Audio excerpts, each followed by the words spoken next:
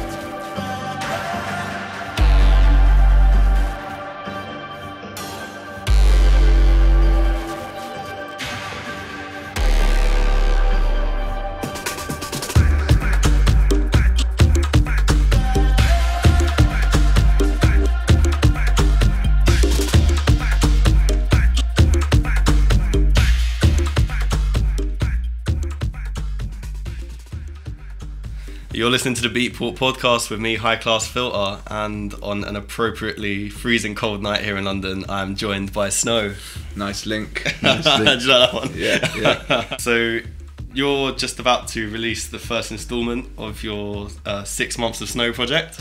Yes. Can you tell me a bit about like the concept of that project and what kind of music we can expect to hear? The concept of that project is, I'm not exactly sure what it's going to be. It could potentially eventually become an album, but it might just be an EP. But my idea is that I've stockpiled 12 tracks there that I'm happy with.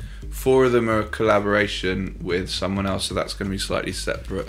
And the other 8 are solo ones, although there are some vocal collaborations on there. And they're not like a body of work, you know, it's not planned as an album, but I've just got all this music, and my idea was that I just want to release 2 tracks a month for the next 6 months. And I might even continue after that. I just felt like it was a cool way to try out releasing music. I feel like if you release 4 tracks, which I have done for my previous 2 projects, often maybe 2 of them will get overlooked. So I thought, why not try just to release 2-track snippets regularly? Yeah. And I think in this modern like social media era where music's a bit more disposable, unfortunately, but that's kind of the way it is, and you got to embrace the future. I thought I thought that it felt to me like a good way of releasing music. And I had who I run the label with isn't convinced. He wants me to do it in 3 EPs, but I'm going to give it a try. Yeah, I think that's quite interesting, because if you had 12 tracks, I suppose traditionally the approach would be to do 3 4-track EPs or 4 3-track EPs. Yeah. Do you think that's like more of a reflection of how people kind of consume music now? Yeah, definitely. I mean, it's better to have like a steady stream of less music each time. Yeah, I just know myself, if I get sent 4 tracks, very rarely will I actually give 4 of them my full attention. Yeah. And it's just the way life is right now. It's kind of we've kind of bred in this era of like timelines and a million and one things, text messages going off, to have very short attention spans, and I get bored, and especially if the first track doesn't grab you might not even listen to the other 3. And I just thought 2 tracks. One thing, David Rodigan, a bit of a name drop there, but I send him music sometimes, and once I sent him a big project and I didn't get a reply. This was a few years ago, and I bumped into him in a festival, and I was like, oh, did you get the last project? He was like, Sam, never send me more than 2 tracks. I won't listen to them all. So you got David Rodigan, preferably one. Yeah. And it makes a lot of sense, and I've kind of that was 3 years ago, and I think if anything, things have got, I say worse, it's different. Yeah. You know, it starts to sound like an old fogey when you talk about back in the day. Things are different and tunes lasted longer, but it's the way it is right now. There's a lot more people producing music. Yeah. There's a lot more music to get through, and there's a lot more other distractions, and I just think 2 tracks at a time, and we'll see how we get on. And I think hopefully those tracks will then end up in a playlist that could become a larger body of work, but I'm just going to give it a try. Yeah. So have you got a kind of overall kind of strategy with how each one is going to sound, or is it just kind of releasing them as they? Yeah, I've kind of grouped them at like the 6 months, so, but it might change. That's the beauty of having 6 months to release a project. It might become 7 months or 8 months, or it might become infinity. Yeah. I might just, when 6 months are gone, I might have another 8 tracks that I'll think, this has gone alright, I'll just continue. And it's quite a nice way to just keep active, give yourself things to shout about, and which you've got to do again in this modern era. So. Yeah, absolutely. I think that is something that, as a musician or producer or a DJ, that you do sometimes feel like pressure to always be doing something. Like, I feel like a lot of times if you talk about music to someone, they'll say like, what's coming next? And there's kind of like a pressure to always be like, I've got to be like announcing the next thing on Instagram or whatever. And that's definitely something I've kind of struggled with throughout I've literally been releasing music since probably 2007 or something like that. And one thing, if I could go back and do things differently, one thing I would do is just release more music, because I think there were so many tracks that I kind of didn't think were good enough, but looking back, people would have probably enjoyed and should have seen the light of day. And back when I started out and I was doing drum and bass, it was kind of like everything was so mixed down focus, and I didn't really think that I was never sonically happy with the music. I spent every day in the studio, but I probably released 2 tracks a year on average throughout my career, if you average it all out. And I want to change that. I want to make it more like 2 tracks a month, if not more. Yeah. So has that been your focus since you started making music as SNØW? Because you've been using this alias for a few years now, haven't you? Coming up to 2 years, yeah. It was, although I guess I've only put out 2 EPs as SNØW, but then there's been a few other releases and remixes and Bandcamp only things and stuff like that. And obviously doing Just Now at the same time and lots of other projects beside that. But yeah, I think life just flies by sometimes, and I think I always want to release more music, but it's sometimes not as simple as that. Things can hold it up, artwork, mastering, all kinds of stuff. But this year I just downloaded Adobe Creative Cloud or whatever, and my aim for like 2 or 3 years time is to just be able to do everything myself, so nothing holds me back. So if I've got a track, I'm going to mix it, I'm going to master it, I'm going to do the artwork, I'm going to film the video, and I'm going to release it when I want, and maybe even have some animated kind of assets. And I'd like to be able to just control all of that, but it's got a bit of learning to do for that. Yeah, from talking to some other younger producers and DJs, like social media comes very naturally to them. Yeah. And I think that seems to be the way that people are kind of going in terms of learning to make your artwork yourself and learning like videography, as you say, like learning the whole package. It seems to It's be like multimedia. When you release music, sometimes paying for the artwork might not even cover what you're going to get back from it if it's an underground dance track. So if you want to survive in this game, you kind of got to adapt. Yeah. And also as a creative, I've edited the next video on More Time, and I've got another one that we're going to do, and I find it really enjoyable, and it kind of adds to the creative process and can also inspire different ideas and different ways of looking at how you create your art. So it's all part of the same thing. Yeah, essentially.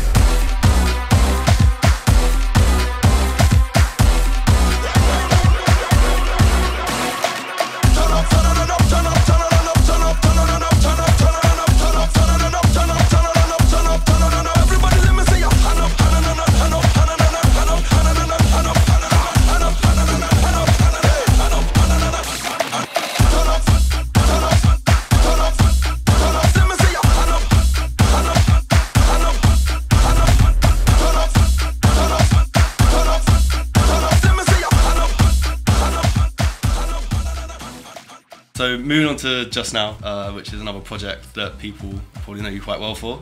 So on the surface of it, it seems like quite an unlikely sort of link up between you and Keshav, because you're originally from a drum and bass background. Yeah. But he's a percussionist and probably most well known for producing soca.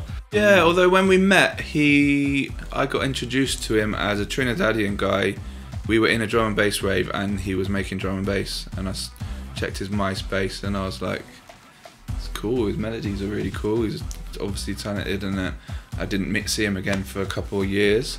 He was on tour, coming here every year, so I invited him to the studio and he came and played some percussion on some weird drum and bass track that never got released. And then at the end of it he said, if you ever want to come to Trinidad you should come, stay on my sofa, come to the carnival. And like about a month later I split up with a long-time girlfriend, and I'd been saving for a new Apple Mac, and I just thought, fuck this, I've never travelled the world. I spent every spare penny I had on studio equipment and surviving as a struggling musician. I'm just gonna go out and see the world a bit. And I went over there and spent a month, and just like, yeah, life-changing experience. Fell in love with the place, met some amazing people that I'm still very close with, and yeah, just totally reinvigorated me, because I was quite lost at that time. I was making drum and bass at the time, but dubstep was the big thing. A lot of my friends, so when I moved to Bristol, we had this amazing crew, social group, and we were all making drum and bass and raving and having a great time.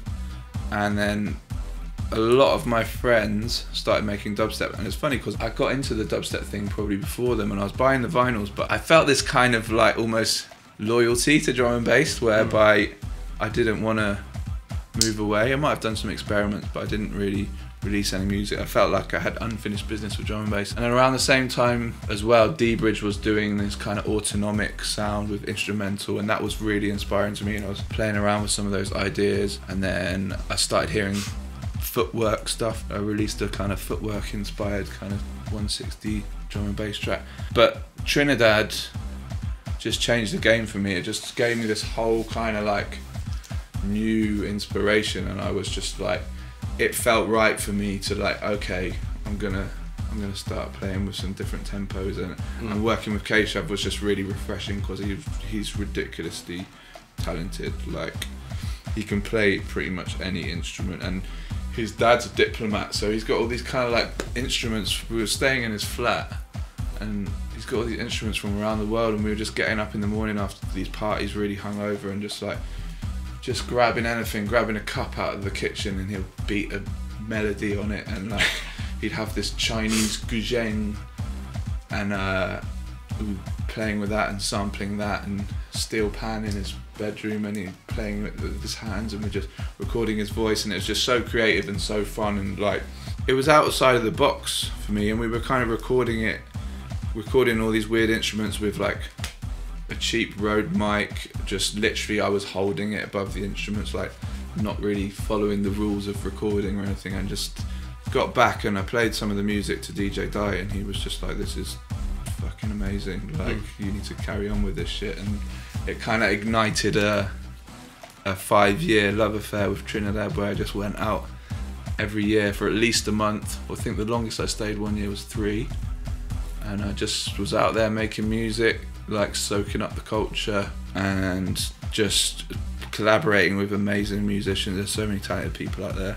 Yeah, and just experimenting, and that the whole Just Now thing's been an experiment. So with Just Now, you've worked with some really big prominent artists: Miss Dynamite, PD Signal, Bungie Garlin, Stylo G. Do you find it more fulfilling as a musician and a producer to work with vocalists and work on songs rather than kind of club tracks? Both. I guess the goal with any track for me, more than to make money from it, the best thing about making music for me is that moment when you're in the studio and you just know the vibe. I'll never forget the night we made Turn Up. On my second trip to Trinidad, we found ourselves in a studio with Beanie Man, and which was an experience in itself. And during this session, he was ad-libbing on the mic, turn up, turn on up, turn up, turn on up, and I was like, I was like, that bit's a fucking hook. We should make a tune out of that. That's sick. And he was like, oh, that's a Bungie Garlin song. And so I think we were in the studio back in Bristol maybe 6 months later, and we were working on this Beanie Man track, and I came across the ad-lib again, and I was like, message Bud, do you get the a cappella? And he sent it through, and yeah, it was about midnight, and I think by 6 a.m. we were literally like so gassed off the tune that we just couldn't stop laughing. Like, it was like such an amazing feeling, like we were just in this kind of state of ecstasy that can only happen from creating music, and creating music with other people. I think I do spend a lot of time in the studio on my own, but I love collaboration, be with a musician or a producer or a vocalist, you know, sharing that moment, because it's a special thing making music. It's like, especially when you have those moments when you're like really, you know, that moment of magic. Yeah. Yeah. And there's been a few of them where, I mean, even sometimes it's with a track that maybe no one else will get, but you know, you'll get to that point when in the music making process, and you're just like, you know, it's a kind of ecstasy feeling that's very special, and it's kind of addictive, and that's why I'm still here 14, 15 years later, doing the same thing, sat in dark rooms with no windows, abusing my ears.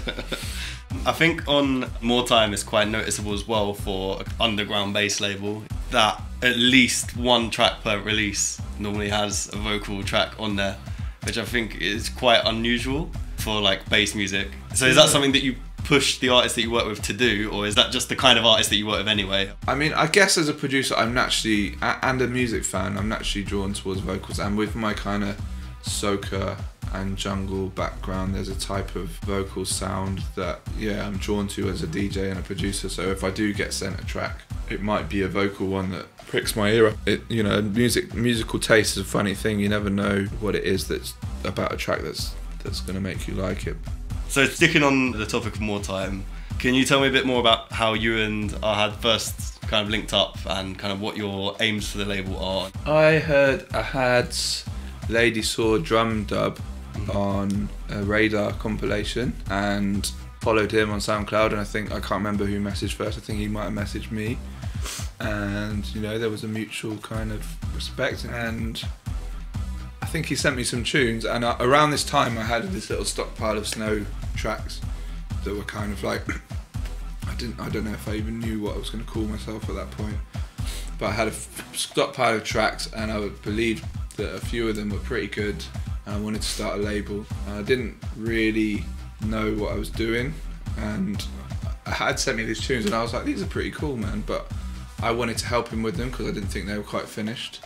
So I invited him to the studio and kind of worked on the mix downs and the arrangements, and then yeah, the plan was that I was going to release them on my label after I got my first release out.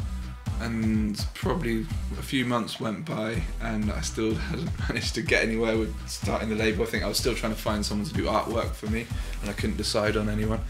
And then it got to the point where I was just like, I'm a useless creative, basically. I'm crap at emails and being organised in any way. Yeah, I said, you seem quite organised. You work at the time. He was working in Boiler Room.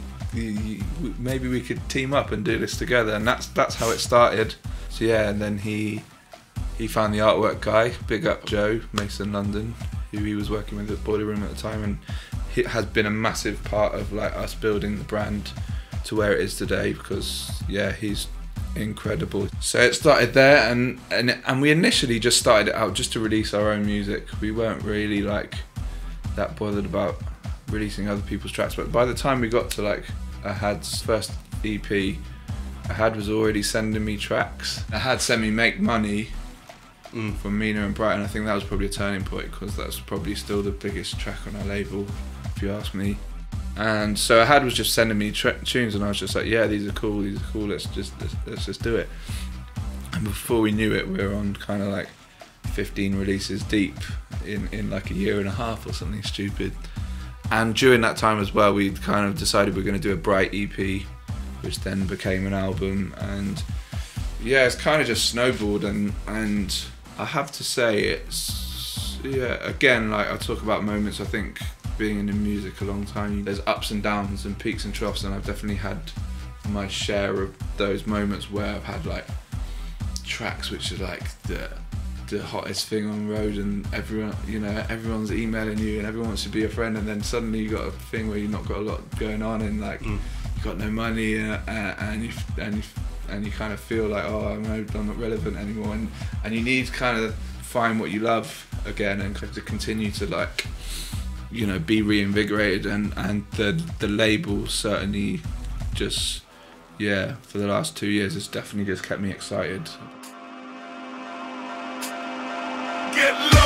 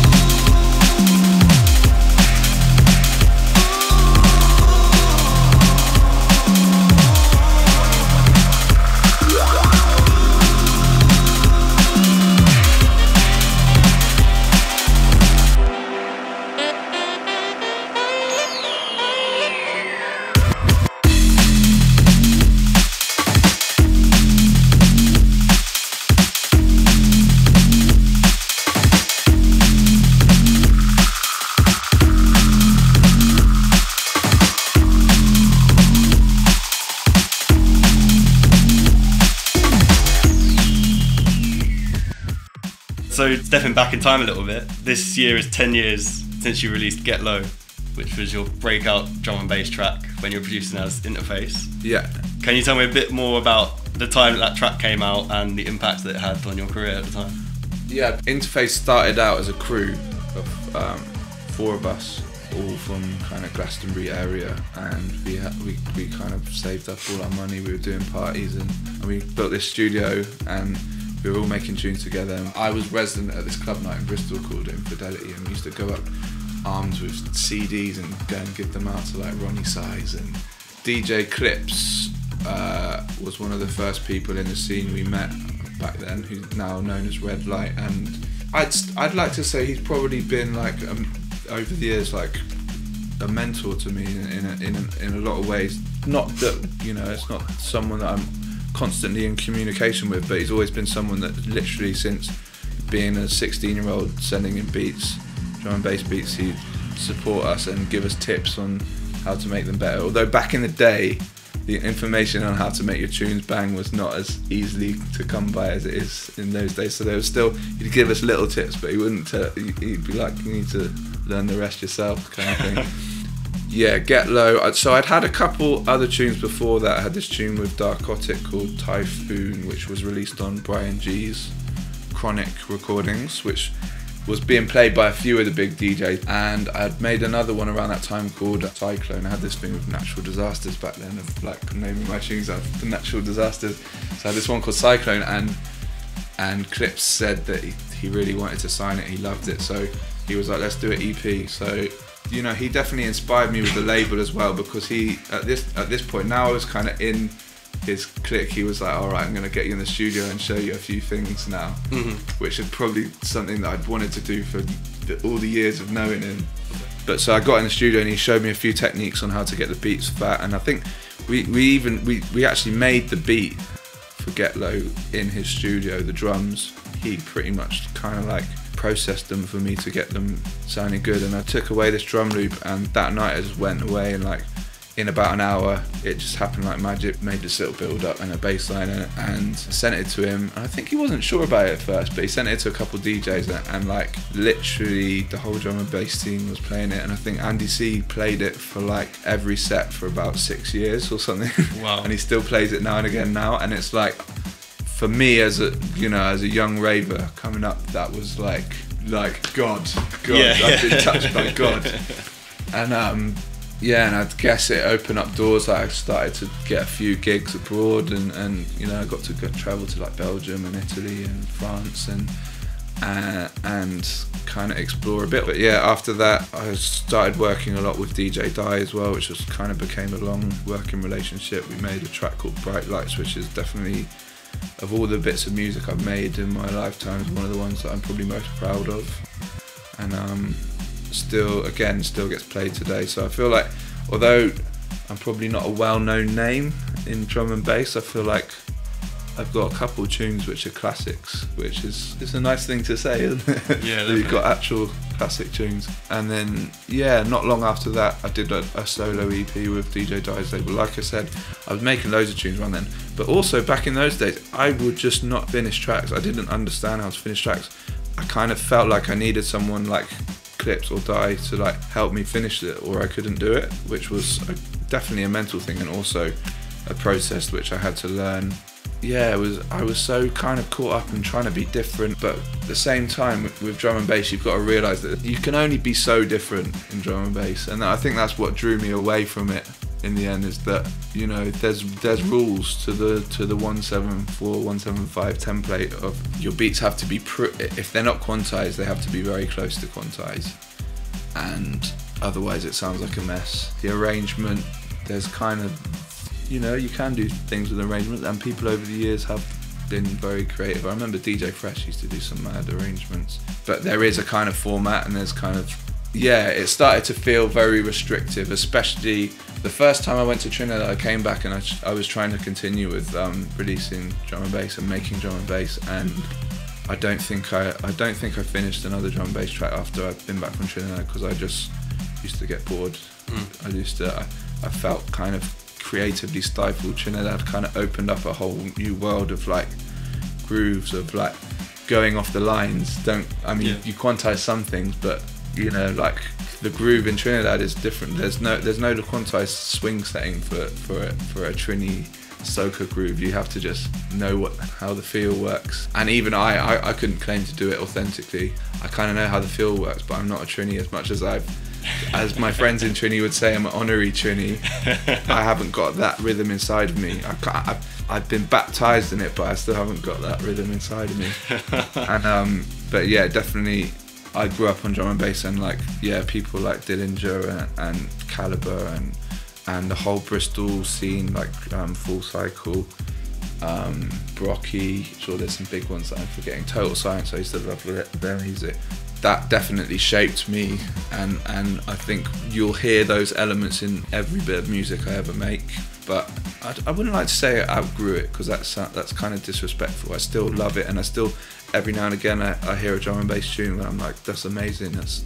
But I kind of lost the excitement for it. I kind of found a new love in music, and it was more about grooves that are a bit more loose, that you could, and every now and again I try and go back to making a drum and bass track, but I never finish it.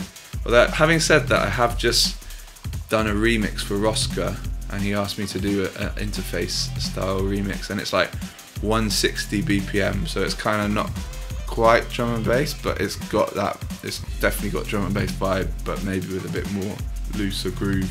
Yeah. So with that said, it's probably not likely that we'll see a drum and bass revival. Never say never. I mean, Red Light's just gone back and done a Clips album. Yeah.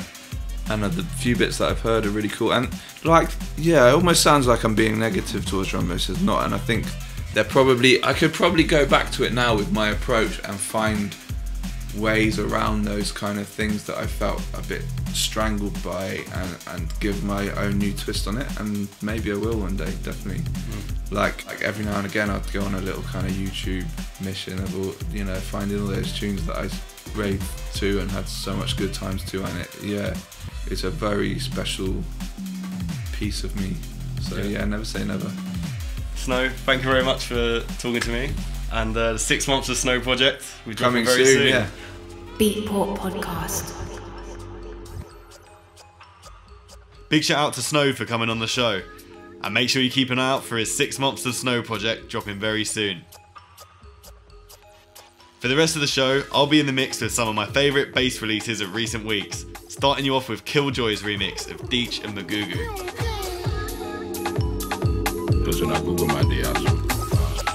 Don't be a mogadishan.